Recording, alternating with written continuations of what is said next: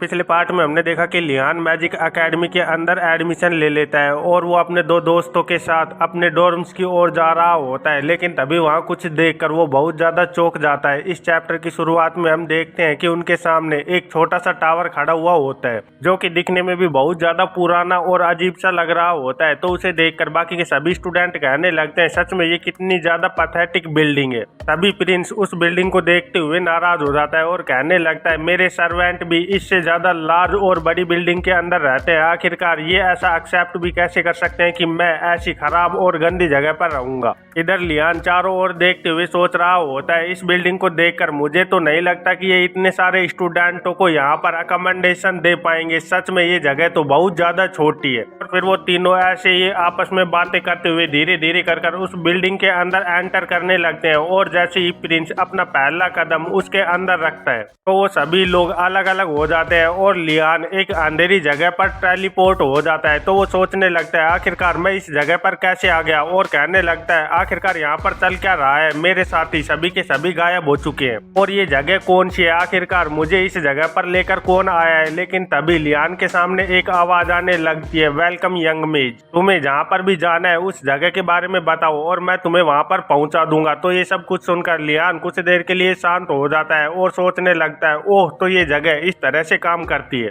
और फिर अपनी सोच पर ही हंसते हुए कहने लगता है, मुझे तो ये पहले ही एक्सेप्ट कर लेना चाहिए क्योंकि ये एक मैजिक एकेडमी है, इसलिए इसकी डोरमेट्री भी एक मैजिक टावर ही होने वाला है। फिर ये सोचते हुए लियान उस आवाज से कहने लगता है, आखिरकार मैं किस किस जगह पर जा सकता हूँ। तो वो आवाज बताने लगती है, तुम सच में अडेप्ट करने में बहुत ज्यादा फास्ट हो, तुम इस वक्त सिर्फ 2 ही जगह पर जा सकते हो, जिनमें से पहला तो तुम्हारा खुद का पर्सनल रूम है और दूसरा फ्रेशमैन स्टील का कॉमन रूम। तो उसकी बात को सुनते हुए लियान पूछने लगता है, इसका मतलब तो ये हुआ कि मैं फ्यूचर में कई और जगह पर भी जा पाऊंगा। तो वो आवाज बताने लगती है, हाँ तुम इसके अलावा भी बहुत सी जगह पर जा पाओगे, लेकिन उसके लिए तुम्हें उन जगहों का नाम पता होना जरूरी है और इनमें से कुछ जगह ऐसी है जिनमें जाने के लिए तुम्हें उनके नाम के अलावा भी बहुत सी इंफॉर्मेशन के बारे में पता करना होगा, इसीलिए तुम वहाँ पर अभी नहीं जा सकते और वैसे भी अभी हेडमास्टर ने वहां पर जाने के लिए मना किया हुआ है, इसलिए मैं तुम्हें वहां पर नहीं भेज सकता। तो उसकी बात को सुनते हुए लियान सोचने लगता है, सच में ये हेडमास्टर तो यूजलेसली बहुत ज्यादा स्ट्रिक्ट है। और फिर वो उस आवाज से कहने लगता है, ठीक है फिर मुझे अपने रूम में ले जाओ।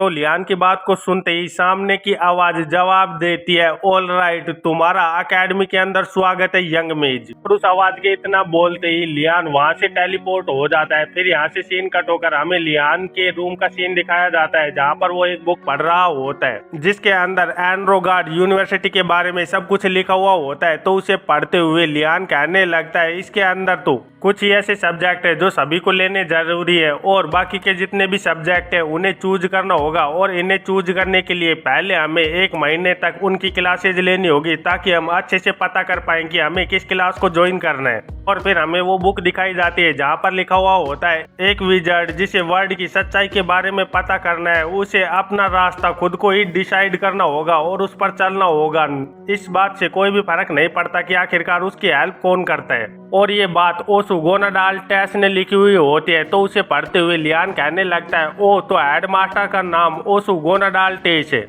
वैसे इस बुक को पढ़ने के बाद मुझे ये जगह इतनी ज़्यादा स्ट्रिक्ट भी नहीं लग रही है क्योंकि ये मेरी ग्रेड स्कूल से तो बहुत ज़्यादा इजी जाने वाली है। और अगर मैं इस रूम की बात करूं तो सच में यहाँ पर वो हर चीज़ है जिसकी मुझे फ्यूचर में ज़रूरत पड़ने वाली है, इसलिए मैं यहाँ पर बड़े ही आराम से रह सकता हूँ। लेकिन ये सोच सिर्फ लियान की होती है क्योंकि प्रिंस और वो लड़की योरैन वो दोनों ही अपने रूम के अंदर जाने के बाद बहुत ज़्यादा चौंक गए होते हैं क्योंकि उनके रूम के अंदर कोई भी सुविधा नहीं होती, इसलिए वो बैठकर बोल रहे होते हैं, आखिरकार ये जगह कैसी है, यहाँ पर तो कुछ भी नहीं है। इधर लियान सोच रहा होता है, मैं इस स्कूल के सारे रूल अब समझ चुका हूँ, इसलिए मुझे उन क्लासेज को ढूंढना चाहिए जहाँ पर सभी लोग अपने आप को रजिस्टर कर रहे हैं। और फिर हमें कॉमन रूम का सीन दिखाया जाता है जहाँ पर लियान योनार के साथ बैठकर आपस में बातें कर रहे होते हैं। तो योनार बोलने लगती है, मुझे तो एल्केमी सीखनी है, सच में मुझे एल्केमी बहुत ज्यादा पसंद है और अब तो मुझे एल्केमी इतनी ज्यादा इंटरेस्टिंग लगने लगी लगी है कि मेरा सपना है कि मैं अपनी एक खुद की वर्कशॉप ओपन करूं और इम्पेरियल पैलेस को सप्लाई करूं प्रोडक्ट्स नए नए। तो ये सब कुछ सुनकर लियान कहने लगता है सच में ये तो बहुत ज्यादा ग्रेट आइडिया है। लियान की बात सुनते ही योनार की आंखों में बहुत तेज चमक आ जाती है और वो कहने लगती है क्या तुम मेरे साथ काम करना पसंद करोगी। तो योनार की बात को सुनते हुए लियान थोड़ा सा नर्वस हो जाता है और कहने लगता है एक एल्केमी बिजनेस को चलाना सच में बिल्कुल भी इजी नहीं है, इसलिए मुझे इसके बारे में थोड़ा और सोचना होगा। और सोचने लगता है एम्पायर के अंदर बहुत सारे एल्केमी बिजनेस चल रहे हैं और सच में यहाँ पर एल्केमी बिजनेस चलाना बहुत ज्यादा टफ है, क्योंकि यहाँ पर सभी लोग एक दूसरे के बारे में बैड रूमर्स फैलाते हैं और बहुत सारी चीजें और इंग्रेडिएंट्स को मोनोपलाइज कर कर रखते हैं और इस वक्त भी बहुत सारे गिल्ड मार्केट शेयर के लिए फाइट कर रहे हैं। इसीलिए मुझे उस बिजनेस को चूज करना होगा जिसका रास्ता बहुत ज्यादा स्टेबल हो। लेकिन तभी योनार लियान से पूछने लगते हैं फिर आखिरकार तुम किस सब्जेक्ट के अंदर इंटरेस्टेड हो। उसकी बात को सुनकर लियान बहुत ज्यादा चौंक जाता है और कहने लगता है क्या मैं, और सोचने लगता है मैं तो ऐसा प्लान कर रहा हूँ कि मैं एक ऐसे सब्जेक्ट को चूज करूँ जहाँ पर कंपटीशन बहुत ज़्यादा कम हो और उसके अंदर अच्छे ग्रेड पाना बहुत ज़्यादा आसान हो, क्योंकि मेरे लाइफ का फर्स्ट गोल इस वक्त इम्पेरियल पैलेस के मैनेजमेंट का है जो कि एक सिविल सर्वेंट की तरह काम करता है। इसलिए पढ़ाई के बारे में तो बिल्कुल ही भूल जाओ, मेरे लिए तो ग्रेड और स्पेक्स ही इस दुनिया में सबसे ज्यादा इम्पोर्टेंट है। लेकिन इसे अगर मैंने अपने पैशन के बारे में बता दिया तो सच में ये बहुत ज्यादा डिस्करेज हो जाएगी, इसलिए मुझे इस बारे में इसे नहीं बताना चाहिए। और फिर लियान उसे कहने लगता है मैं तो प्लानिंग कर रहा हूँ कि पहले मैं जितना हो सके उतने ज्यादा क्लासेज को लेता हूँ, क्योंकि अपने फ्यूचर प्लान के लिए इतनी अचानक से डिसाइड करना बहुत ज्यादा रैकलेसली हो जाएगा। लेकिन तभी पीछे से प्रिंस भागते हुए आता है और चिल्लाते हुए कहने लगता है गाइज मेरे साथ सच में बहुत कुछ बैड हुआ है। मुझे ऐसा लगता है कि किसी ने मेरे रूम का लॉक तोड़ दिया है और वहाँ पर इस वक्त कुछ भी नहीं है, वो पूरी तरह से कम्प्लीटली एम्प्टी है। तो प्रिंस की बात को सुनते हुए लियान और योनार उसे बहुत ज्यादा अजीब नजरों से देख रहे होते हैं, क्योंकि उनके रूम में भी कुछ भी नहीं होता और सभी को इसी तरह का रूम दिया गया होता है। और फिर यहाँ से सीन कट होकर हमें नेक्स्ट डे का सीन दिखाया जाता है जहाँ पर लियान बोल रहा होता है अच्छा तो मुझे सबसे पहले बेसिक ऑफ मैजिक की अंडरस्टैंडिंग की क्लास लेनी चाहिए, और वैसे भी ये फर्स्ट ईयर का मैंडेटरी सब्जेक्ट है, इसीलिए इसमें जाना तो मेरे लिए बहुत ज़्यादा जरूरी है, क्योंकि यहाँ पर सभी डॉर्मेट्री के स्टूडेंट आए हुए होंगे। लेकिन तभी लियान सामने देखता है कि सभी लोग वहीं पर सामने खड़े हुए होते हैं और आगे नहीं बढ़ रहे होते। तो उन्हें देखते हुए लियान कहने लगता है आखिरकार इन सभी लोगों के साथ ऐसा क्या हुआ है कि ये आगे चल ही नहीं पा रहे हैं, आखिरकार इन लोगों ने ऐसा क्या देख लिया है। तो योनार कहने लगती है हम सभी लोग बहुत ज़्यादा भूखे हैं और हम अच्छे से सो भी नहीं पाए, क्योंकि यहाँ के बेड सच में बहुत ज्यादा अनकंफर्टेबल है और हमारे कपड़े वो भी बहुत ज्यादा रफ है, सच में ये तो बहुत ज्यादा अननोइंग है। उनकी बात को सुनते हुए लियान सोचने लगता है क्या सच में ये इतना ज्यादा बुरा है, क्योंकि अगर मेरी पिछली लाइफ को कंपेयर किया जाए। और फिर हमें लियान की पिछली जिंदगी को दिखाया जाता है जहाँ पर लियान बहुत ज्यादा कड़ी मेहनत कर रहा होता है और उसका फ्रेंड उसके लिए एक एनर्जी बार ला कर देता है और कहने लगता है ये आज की मील है और मेक श्योर करना कि तुम इसे अच्छे से खाओ ताकि तुम पूरे दिन अच्छे से काम कर पाओ। उसकी बात को सुनते हुए लियान उसे बहुत ज्यादा गुस्से से देखने लगता है। तो उसका फ्रेंड उससे कहने लगता है वैसे तुम्हें मुझे ऐसे देखने की कोई भी जरूरत नहीं है, क्योंकि मुझे भी यही मिला है खाने के लिए, लेकिन एक बार तुम्हारा शेड्यूल खत्म हो जाएगा तो उसके बाद तुम्हें मैं पक्का ही बहुत अच्छी फीस्ट देने वाला हूँ। तो लियान कहने लगता है अगर तुमने फिर से मुझे रामेन ला कर दिया तो मैं तुझे पक्का ही खत्म कर दूंगा। और फिर हम देखते हैं कि उसका फ्रेंड उसके लिए कप नूडल्स लेकर आया हुआ होता है और वो उससे कहने लगता है सच में ये तो मेरे लिए बहुत ज्यादा अच्छा हुआ कि इस बार रामेन नहीं बल्कि कप नूडल्स है और साथ में ट्रायंगल किम्बप भी। तो उसकी बात को सुनते हुए लियान बहुत ज्यादा निराश हो गया होता है, क्योंकि उसकी पिछली लाइफ बहुत ज्यादा खराब होती है। और फिर हमें प्रेजेंट का सीन दिखाया जाता है जहाँ पर लियान ये सब कुछ सोचकर खुश होते हुए सोच रहा होता है ये तो सच में मैंने जितना एक्सेप्ट किया था उससे बहुत ज्यादा बेटर है। और फिर हम देखते हैं कि वो एक क्लासरूम के गेट के पास जाते हुए कहने लगते हैं क्या यही हमारी क्लासरूम है, और गेट खोलते हुए अंदर आने लगते हैं। अभी एक लड़की कहने लगती है थैंक गॉड कि फर्स्ट फ्लोर पर ही है, क्योंकि मैं तो इतनी ज्यादा भूखी हूँ कि अब एक कदम और चलना मेरे लिए बहुत ज्यादा मुश्किल है। लेकिन जैसे ही वो क्लास के अंदर देखते हैं तो वो बहुत ज्यादा चौंक गए होते हैं। और वो लड़की तो इतनी ज्यादा डर गई होती है कि वो डर के मारे वहीं पर फ्लोर पर बैठ गई होती है और चिल्लाते हुए कहने लगती है, आखिरकार ये क्या चीज है, क्या ये सच में हमारी सही क्लास रूम है? और अगर ये हमारी क्लास रूम है तो फिर यहाँ क्लास के अंदर एक ट्रोल क्या कर रहा है? और फिर हमें दिखाया जाता है कि उनके सामने एक ट्रोल खड़ी हुई होती है और फिर हमें ट्रोल्स के बारे में बताया जाता है कि ट्रोल्स एक ऐसे मॉन्स्टर है जो कि खतरनाक और बहुत ज्यादा गुस्से वाले होते हैं, इसलिए उनसे सभी लोग बचकर चलते हैं। तो लियान उसे देखते हुए सोचने लगता है, आखिरकार एक ट्रोल हमारी क्लासरूम के अंदर क्या कर रही है और इसने सच में बहुत ज्यादा साफ कपड़े और पहने हुए हैं। लेकिन तभी वो ट्रोल सामने से कहने लगती है, ओह तो तुमने अपना सही रूम ढूंढ लिया है, चलो अंदर आ जाओ और अपनी अपनी सीट को ले लो। तो उसकी बात को सुनते हुए सभी स्टूडेंट एक दूसरे की ओर देखने लगते हैं, जिसे देखकर ट्रोल कहने लगती है, जल्दी करो और अपनी अपनी सीट पर बैठ जाओ। फिर हम देखते हैं कि सभी स्टूडेंट अपनी अपनी सीट पर बैठ गए होते हैं और वो ट्रोल उनके सामने खड़ी हुई होती है। फिर वो अपने आप को इंट्रोड्यूस करते हुए कहने लगती है, तुम सभी लोगों से मिलकर सच में बहुत ज्यादा खुशी हुई, मेरा नाम गार्सिया है और मैं एक हाफ ट्रोल हूँ और मैं ये बात समझती हूँ कि तुम सभी लोग मुझसे बहुत ज्यादा डरे हुए हो, लेकिन तुम्हें डरने की कोई भी जरूरत नहीं है क्योंकि मैं कभी भी इंसानों को नहीं खाती। और ये बोलते हुए वो अपने मुंह के ऊपर जीभ फिराते हुए कहने लगती है, जब तक कि मैं बहुत ज्यादा भूखी ना हूँ। तो टीचर की बात को सुनते ही प्रिंस के तो होश ही उड़ गए होते हैं और वो अपने मुंह से झाग निकालने लगता है। इधर लियान भी उसे देखते हुए सोच रहा होता है, ओह तो अगर ये भूखी हुई तो ये हमें खा भी सकती है। लेकिन तभी वो सामने से टीचर कहने लगती है, अरे नहीं, ये तो बस एक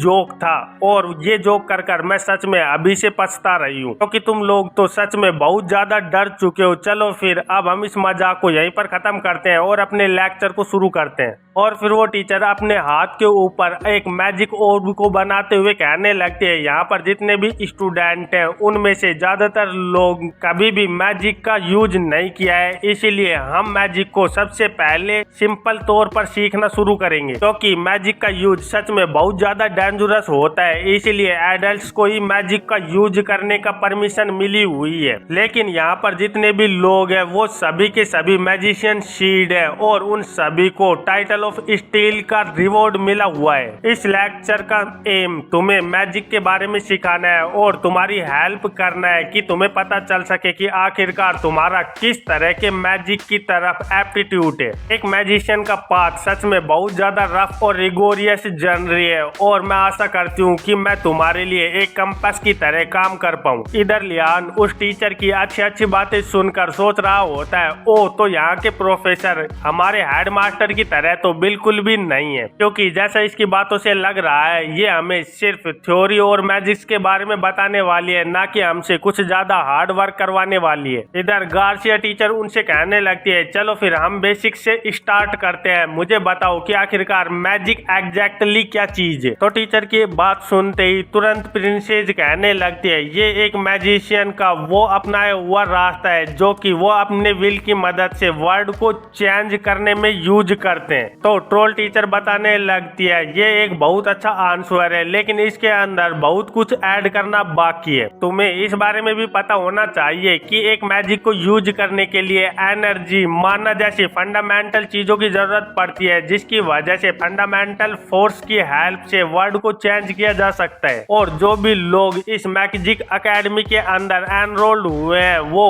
बहुत ज्यादा टैलेंटेड है और वो आराम से मैजिक एनर्जी को फील कर सकते हैं और उन्हें पहचान सकते हैं। लेकिन मैजिक को यूज करने के लिए हमें इसके बहुत ज्यादा बियॉन्ड जानना होगा। इसके लिए तुम्हें मैजिक एनर्जी को अपनी विल की मदद से बुलाना होगा और उसे अपनी इच्छा के अनुसार बदलकर उसे कास्ट करना होगा, तभी हम इस चीज को मैजिक कास्ट कह सकते हैं। वैसे ये कॉमनली बिलीव है कि मैजिक को करने के लिए एक चैंट या फिर मोशन का होना बहुत ज्यादा जरूरी है, लेकिन सबसे ज्यादा इम्पोर्टेंट चीज अगर यहाँ पर कुछ है तो वो है खुद की विल, क्योंकि तुम अपनी विल पावर की मदद से आराम से एक बहुत अच्छे और बड़े मैजिक को कर सकते हो, इसीलिए तुम्हें इस बात को बिल्कुल भी नहीं भूलना चाहिए। मुझे अब ऐसा लग रहा है कि मैं तुम्हें समझाने में सच में बहुत ज्यादा दूर आ चुकी हूँ, इसलिए क्यों ना हम अपने टाइम को वेस्ट करना बंद करें और एक दूसरे के ऊपर इसे ट्राई करें। चलो सभी खड़े हो जाओ और अब अपनी वैंड को उठाओ और जल्दी से उसके अंदर मैजिक एनर्जी को गैदर करना शुरू करो। इधर हम लियान को देखते हैं जो कि अपनी मैजिक वैंड को निकालते करते हुए सोच रहा होता है। आखिरकार फाइनली अब हम मैजिक को यूज करने वाले हैं और वो अपने आसपास की मैजिक एनर्जी को अपनी वैन के अंदर गैदर करने लगता है। अभी सामने से गार्सिया टीचर कहने लगती है अब तुम्हें इस मैजिक एनर्जी को मेंटेन करते हुए अपने दिमाग के अंदर एक लाइट की इमेज को क्रिएट करना है। इधर हमें रोएन को दिखाया जाता है जो कि अपनी मैजिक एनर्जी को अपने वैन के अंदर गैदर कर रही होती है और सोच रही होती है सच में ये तो बहुत ज्यादा हार्ड है। तो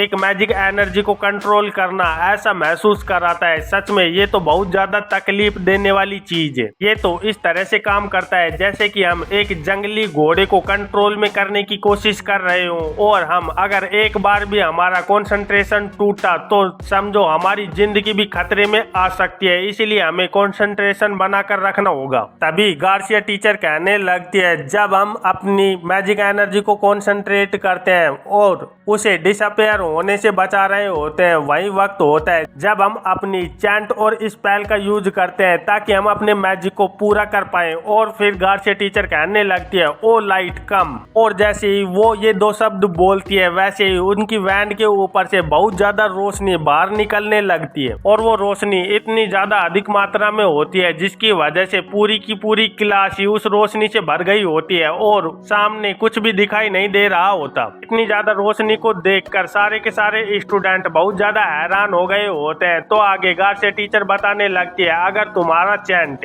अच्छे से नहीं हो पा रहा है तो तुम्हारा चैंट वही होना चाहिए जो भी तुम्हारे दिमाग में आ रहा हो, इसीलिए तुम्हें अपने दिमाग को शांत रखना चाहिए और जितना ज्यादा शॉर्ट हो सके उतना ज्यादा शॉर्ट चांट रखना चाहिए, क्योंकि जितना ज्यादा शॉर्ट चांट होगा उतना ज्यादा फोकस करने में बहुत ज्यादा इजी होगा। इधर हम लियान को देख रहे होते हैं जो कि सोच रहा होता है अच्छा तो ऐसा करने के लिए सबसे पहले हमें मैजिक एनर्जी को गैदर करना होगा, उसके बाद हमें मैजिक एनर्जी को ट्रांसफॉर्म कर अपनी विल की मदद से यूज करना होगा और फिर तीसरे नंबर पर हम उसे एक स्पेल की तरह चांट कर सकते हैं। मुझे लगता है कि अब मुझे मैजिक के बारे में कुछ कुछ तो समझ में आ ही गया है। और फिर लियान जल्दी से अपनी मैजिक वैंड की मदद से जल्दी से एनर्जी को गैदर करते हुए चैंट करने लगता है। इसकी वजह से उसकी मैजिक वैंड के अंदर से बहुत ज्यादा रोशनी बाहर आ रही होती है। तो उसे देखते हुए लियान सोचने लगता है ये तो बिल्कुल भी वैसा काम नहीं कर रहा है जैसा कि मैंने सोचा था। और ऐसा लियान के साथ ही नहीं बल्कि सारे के सारे स्टूडेंटों के साथ हो रहा होता है, क्योंकि जैसे ही वो अपनी स्पेल को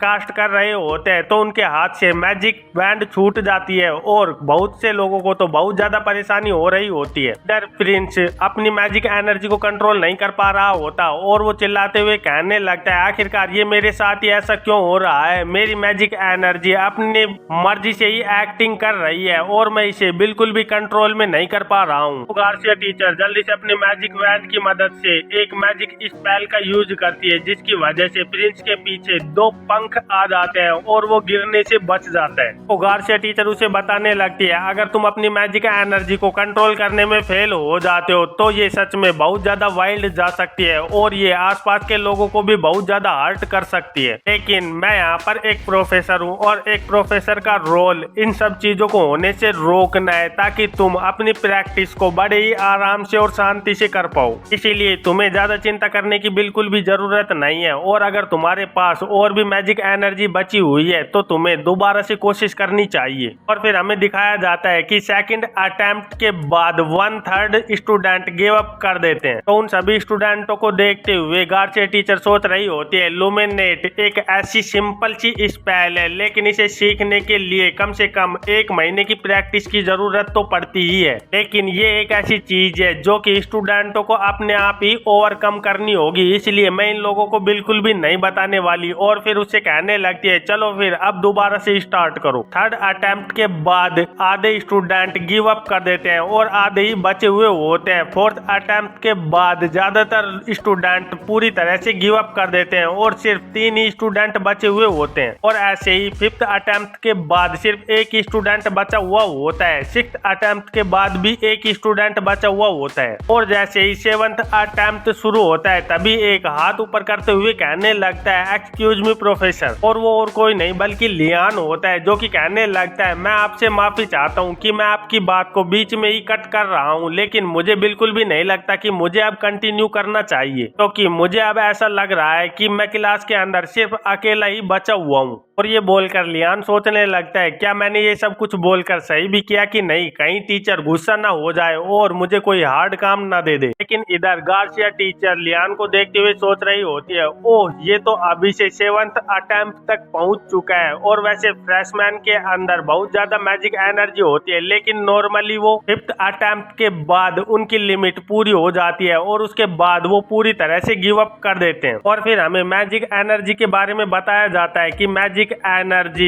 ईस्ट के अंदर कुछ ट्राइब के लोग इसे की के नाम से बुलाते हैं और कुछ स्कूल के टीचर शो ऑफ करने के लिए इसे ईथर भी कहते हैं। यहाँ तक कि कुछ प्रीस्ट इन्हें डिवाइन एनर्जी भी कहते हैं, क्योंकि ये हर किसी के पास एक अलग तरीके से होती है और ये अलग अलग नाम की मैजिक एनर्जी एक मैजिशियन की पूरी तरह से स्ट्रेंथ होती है। और जब भी तुम एक मैजिक स्पेल को कास्ट करते हो तो तुम अपनी कुछ मैजिक एनर्जी का उसमें यूज करते हो। इसीलिए ये यंग मैजिक के लिए तो सच में बहुत ज्यादा कॉमन फैक्टर है कि नोविस मैजिशियन हमेशा मैजिक एनर्जी डेफिशिएंसी फेस करते ही रहते हैं। लेकिन ये स्टूडेंट इसका 7वीं ट्राई है, लेकिन फिर भी इसकी मैजिक एनर्जी बिल्कुल भी खत्म होने नहीं आ रही है। और फिर वो लियान से कहने लगती है तुम्हारा नाम क्या है, तो लियान भी जल्दी से अपना नाम बता देता है। और क्योंकि लियान सिर्फ अपने फर्स्ट नेम को ही बोलता है ना कि अपने हाउस नेम को, इसीलिए प्रोफेसर भी उसकी ये बात सुनकर बहुत ज्यादा खुश हो गई होती है और लियान से कहने लगती है क्या तुम यहाँ पर आ सकते हो, और सोचने लगती है ओह तो ये लियान है। और जैसे ही लियान टीचर के पास आता है तो वो उससे कहने लगती है क्या तुम अपने एक हाथ को मुझे दोगे। और जैसे ही लियान अपने हाथ को टीचर के हाथ के ऊपर रखता है तो गार्सिया टीचर अपने एक मैजिक का यूज करने लगती है। इसकी वजह से लियान की मैजिक एनर्जी गार्सिया टीचर को महसूस होने लगती है और वो एक पानी की सुनामी की तरह गार्सिया टीचर को निगलने लग जाती है, क्योंकि लियान की मैजिक एनर्जी इतनी ज्यादा होती है कि उसे गार्सिया टीचर भी बिल्कुल भी नहीं संभाल पा रही होती और उसकी वजह से वो बहुत ज्यादा परेशान हो गई होती है। लेकिन तभी लियान गार्सिया टीचर को बुलाते हुए कहने लगता है प्रोफेसर, और अचानक से लियान के ऐसे बोलने की वजह से गार्सिया टीचर का ध्यान भी टूट गया होता है। तो लियान कहने लगता है क्या प्रोफेसर यहाँ पर कोई ऐसा इश्यू है जो कि आप मुझे बताना चाहती हो। तो गार्सिया टीचर थोड़ा सा नर्वस होकर मुस्कुराते हुए कहने लगती है नहीं नहीं, यहाँ पर ऐसी कोई भी बात नहीं है, चलो अब हम हमारी क्लास को वापस से शुरू करते हैं। और सोच रही होती है आखिरकार जो अभी मेरे साथ हुआ ये क्या चीज थी। इधर हम प्रिंस को देखते हैं जो कि योरेन से कह रहा होता है क्या हमें इसे बचाना नहीं चाहिए, क्या होगा अगर ये इसे खा जाएगी। तो